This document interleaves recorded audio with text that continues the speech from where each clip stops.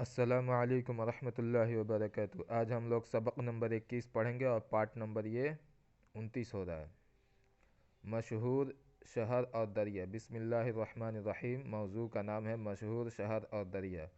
हिंदुस्तान में सबसे बड़े शहर मुंबई और कलकत्ता हैं। बम्बई पश्चिम में और कलकत्ता पूरब में समुंदर के किनारे पर हैं। वहाँ से दूसरे मुल्कों के साथ सौदागरी होती है। रोज़मर्रा जहाज़ आते जाते हैं। लाहौर, दिल्ली, आगरा, इलाहाबाद और बनारस भी बड़े शहर हैं। नंबर 4, दिल्ली इस मुल्क की पुरानी राजधानी है। हरिद्वार, इलाहाबाद, बनारस गंगा के किनारे और मथुरा जमुना के किनारे तीर्थ गांव हैं।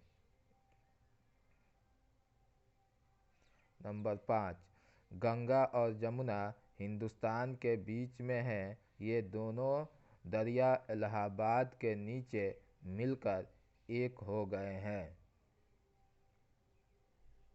नर्मदा दक्षिण में, सतलज पंजाब में, सिंध हिंदुस्तान के पश्चिम में और ब्रह्मपुत्र पूरब में बड़े दरिया हैं। आज का सबक यहीं तक रहने देते हैं।